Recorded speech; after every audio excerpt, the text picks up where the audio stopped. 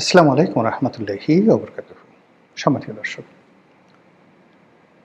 বাংলাদেশের পরবর্তী রাষ্ট্রপতি কে হচ্ছেন? তিনি কি ডক্টর মোহাম্মদ ইউনূস, নাকি তারেক রহমান সাহেবের পত্নী জুবাইদা রহমান,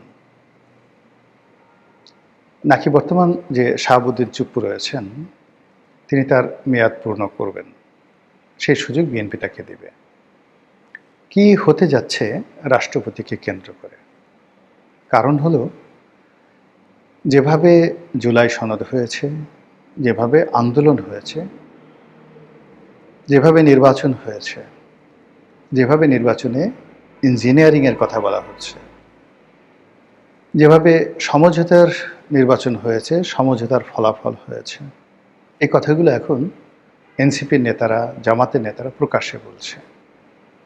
এর ফলে বর্তমান যারা ক্ষমতায় রয়েছেন তারা উপরে উপরে যতই দাপট দেখান না কেন, তাদের নৈতিক ভিত্তি দুর্বল আছে এবং আগামীতে আরও দুর্বল হয়ে যাবে। আমার যতটুকু মনোবিজ্ঞানের উপর পড়াশোনা আছে, সেই পড়াশোনা দিয়ে আমি ক্ষমতাধর লোকদের চোখের দিকে তাকিয়েছি, তাদের অঙ্গভঙ্গি বোঝার চেষ্টা করেছি। সত্যিকার অর্থে প্রতিযোগিতা করে বিজয়ী হওয়ার মধ্যে যে আনন্দ, সে আনন্দ আমি তাদের মধ্যে দেখিনি। দ্বিতীয় যে সমস্যা, সেটি হলো তাদের হাঁটা চলার মধ্যে যে ধরনের একটি কনফিডেন্স থাকা দরকার, সেগুলো হচ্ছে না। সব জায়গাতে কেমন যেন অভিনয় অভিনয় মনে হচ্ছে। কারণটা কি? কারণটা হলো, শেখ হাসিনার পতনের ২৪ ঘন্টা আগেও এখন যারা ক্ষমতাধর তারা এবং গত ১৭ মাসে যারা ক্ষমতাধর ছিলেন তারা কল্পনাও করেননি শেখ হাসিনার এমনতর একটি পরিবর্তন আসতে পারে, পতন আসতে পারে। বাংলাদেশে ক্ষমতার জন্য তাদের জন্য একটা দ্বার উন্মুক্ত হতে পারে। ফলে কি হলো, গত ১৭ মাসে যারা ক্ষমতায় ছিলেন তারা ভাবতেই পারেননি যে তারা কি স্বপ্ন দেখছেন না বাস্তব। তারা কি সত্যিকার অর্থেই দেশের কর্ণধার, নাকি ঘুমিয়ে আছেন? আবার যেভাবে ঝড়ের গতিতে হাদির হত্যাকাণ্ডের পরে যে ঘটনাগুলো ঘটল, একের পর এক ম্যাজিক্যাল ঘটনা। তারেক রহমান সাহেব আসলেন, তারপর ইলেকশন হলো, ইলেকশন পর তারেক রহমান সাহেব শপথ নিলেন। এখন যা কিছু হচ্ছে, এটা এখনো পর্যন্ত বিএনপি আত্মস্থ করতে পারেনি। তাদের কাছে মনে হচ্ছে তারা স্বপ্নের ঘুরে আছেন, স্বপ্ন দেখছেন। এই স্বপ্ন কতদিন থাকে এবং এই স্বপ্ন কতটা বাস্তবায়ন করা যায়, এটি প্রশ্ন সাপেক্ষ। দ্বিতীয়ত, গত ১৭ মাসে যে সমঝোতাগুলো করেছিল রাজনৈতিক দল, সেই সমঝোতা অনুযায়ী বিএনপি যদি এগোয়, তাহলে উচ্চকক্ষ এবং রাষ্ট্রপতি, এই দুটো পদ খুবই গুরুত্বপূর্ণ। উচ্চকক্ষে যারা যাবেন তারা নিম্নকক্ষে যারা সংসদ সদস্য হবেন তাদের উপর সবসময় একটা মানসিক চাপ সেখানে তারা অব্যাহত রাখবেন। এবং ওটা যেহেতু উচ্চকক্ষ, ভোটের রেশিও অনুযায়ী হবে, মানে কত পার্সেন্ট ভোট যারা পেয়েছে সে অনুযায়ী হবে। সেক্ষেত্রে 11 দলীয় জোট, তাদের ভোটের হারও কিন্তু অনেক বেশি। অর্থাৎ বিএনপি সম্ভবত 51% আর ওরা 43%, জামাত তো অল্প 7% ভোটের এদিক ওদিক। ফলে উচ্চকক্ষে যদি 100টি আসন থাকে, সেই 100টি আসনের বেশিরভাগ আসন কিন্তু 11 দলীয় জোট তাদের নিয়ন্ত্রণে থাকবে। এইগুলো এক। 2 নম্বর হলো যে রাষ্ট্রপতির হাতে প্রচুর ক্ষমতা থাকবে, প্রচুর ক্ষমতা থাকবে এবং সেই ক্ষমতা যদি সমঝোতা অনুযায়ী, যেটা সবাই আন্দাজ করছেন বা সবাই সন্দেহ করছেন যে ইতিপূর্বে এই সমঝোতাগুলো যেটা হয়েছে আমেরিকার মধ্যস্থতায়, কাতারে বসে, এবং সেই সমঝোতার মধ্যে দিল্লিরও গ্রিন সিগন্যাল ছিল, পাকিস্তান এবং তুরস্কের অংশগ্রহণ ছিল।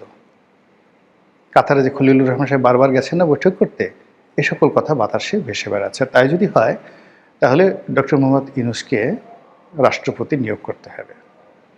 আর ডক্টর মোহাম্মদ ইউনূস যদি রাষ্ট্রপতি হন, তাহলে এই যে খলিলুর রহমান সাহেব ক্যাবিনেটে আছে, এর সঙ্গে আদিলুর রহমান আসতে পারেন, রেজওয়ানা আসতে পারেন, এমনকি আসিফ নজরুলও আসতে পারেন। অবাক করা বিষয় না। এমনকি ফজল কবির সাহেব আসতে পারেন, এমনকি নূরজাহান বেগম অথবা লামিয়া মোর্শেদ। তারাও সরকারি দায়িত্বে ফিরতে পারেন। ফলে সরকার একটা হযবরল অবস্থার মধ্যে পড়বে এবং যেই মুহূর্তে ডক্টর মোহাম্মদ ইউনূস রাষ্ট্রপতি হবেন, আপনি এনসিপিকে, নাসিরুদ্দিন পাটোয়ারিকে, সার্জিসকে, হাসনাতকে আগের সেই রাজুতি আয়, অর্থাৎ 2024 সনের সেপ্টেম্বর-অক্টোবর মাসে তাদের যে দাপট ছিল, ঠিক ওইরকম অবস্থা আপনি তাদেরকে দেখতে পাবেন। আর জামাতের যে আমির, তিনি আমিরুল মুমিনিন হয়ে পড়বেন। সঙ্গে সঙ্গে সমস্ত ব্যবসায়ীরা তার কাছে যাবে, তার দরবারে যাবে এবং তিনি বিরোধী দলের নেতা হওয়া সত্ত্বেও সমস্ত রাষ্ট্রের কৌশলগত দিকগুলো তার কথা মতো চলবে। তো বোঝার চেষ্টা করুন যে ডক্টর মোহাম্মদ ইউনূসের ক্ষমতা গ্রহণ এবং রাষ্ট্রপতি পদে আসীন, এটার সঙ্গে বিএনপির তকদির কিভাবে নির্ভর করছে। অন্যদিকে যদি ডক্টর মোহাম্মদ ইউনূসের সঙ্গে কোনো সমঝোতা না হয়ে থাকে, অথবা ডক্টর মোহাম্মদ ইউনূস সেই রাষ্ট্রপতি না হন, বিএনপি তার পছন্দের মানুষকে রাষ্ট্রপতি পদে নিয়োগ দেয়, সেক্ষেত্রে বিএনপিকে নাজেহাল করার জন্য এই যে জামাতের যত গুপ্ত সংগঠন রয়েছে, জামাতের যত গুপ্ত কলা কৌশল রয়েছে, বোঝার চেষ্টা করেন গত 17 মাসে জামাত হয়তো তার যে গুপ্ত কৌশল বা গুপ্ত যে চেহারাগুলো, সেটার খুব অল্প অংশ তারা উন্মোচন করেছে। বিএনপির অনেক লোক টকশোতে এসে, বুদ্ধিজীবী প্রকাশ্য টকশোতে বলেছেন যে এখনও বিএনপির কেন্দ্রীয় পর্যায়ে যারা শীর্ষ নীতি নির্ধারণী, তার 20% জামাতের লোক।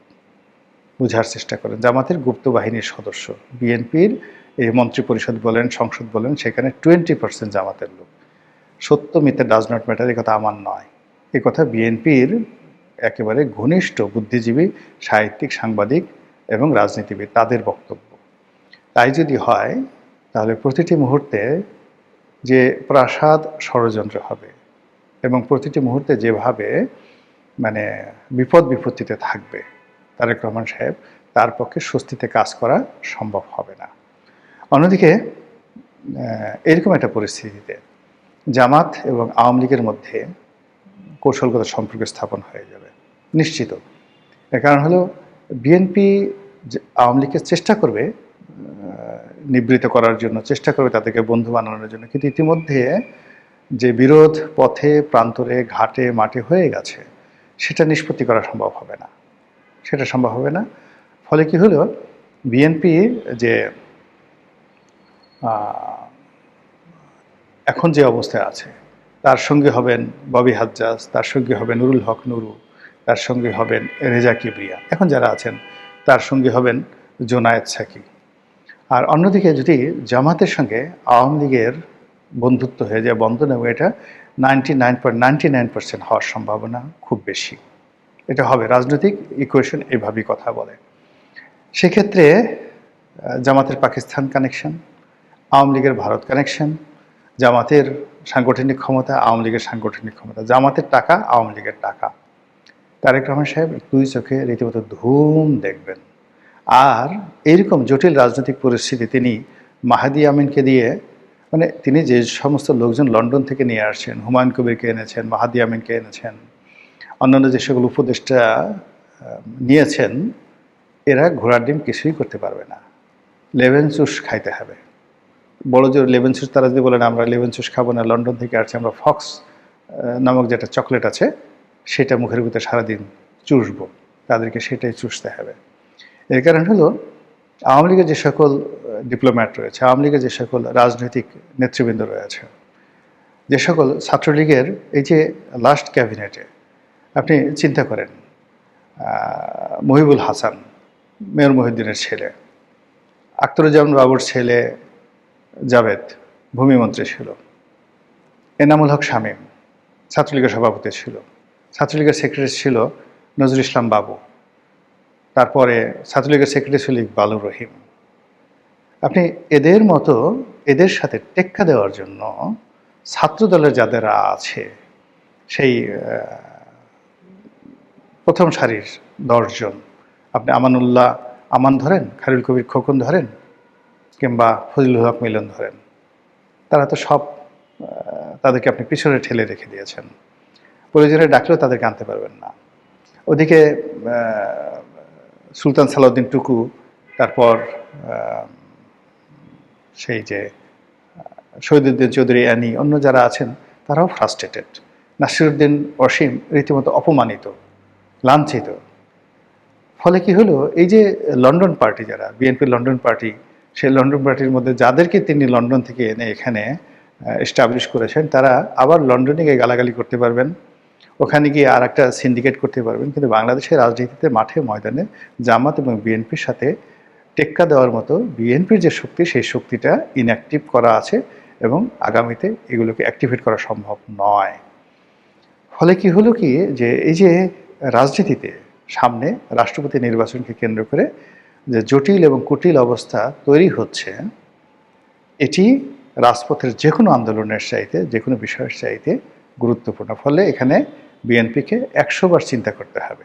এই একটি পদে তাদের যে নিয়োগের মাধ্যমে তারা যে আসলে কি করতে যাচ্ছে, সেটা এখনো তারা বুঝতে পারছে না। তো জুবাইদুর রহমানের কথা অনেকে বলছেন, তারপর ডক্টর ইউনূসের কথা বলছেন, বিএনপির একসময় মির্জা ফখরুল সাহেবের কথা বলা হতো, এখন বলা হচ্ছে কিনা আমি জানি না। এর মধ্যে আবার কেউ কেউ শাহাবুদ্দিন চুপ্পুর কথাও বলছেন যে চুপ্পু সাহেবকে যদি নির্দিষ্ট জায়গায় রাখা যায়, যেহেতু সে আওয়ামী লীগের লোক এবং অনুগত, সাহসী, বুদ্ধিমান, কৌশলী, তাকে দিয়ে যত কাজ তারেক রহমান সাহেব করাতে পারবেন, এটা উনি হয়তো জুবাইদুর রহমানকে দিয়ে করাতে পারবেন না। তো সেই অর্থে জাস্ট একটা রাবার স্ট্যাম্প জাতীয় যদি কিছু তৈরি করতে চায় বা রাখতে চায় কাউকে, তাহলে Shahabuddin Chuppu might be the best choice for them. এটা নিয়েও কিন্তু অনেকে কথাবার্তা হচ্ছে। আল্লাহ সিদ্ধান্তের মালিক, আল্লাহ সব কিছু জানেন, যেটা ভালো হয় সেটাই যেন তিনি আমাদের দেশের জন্য নসিব করেন। আসসালামু আলাইকুম রহমতুল্লাহি ওয়া বারাকাতুহু।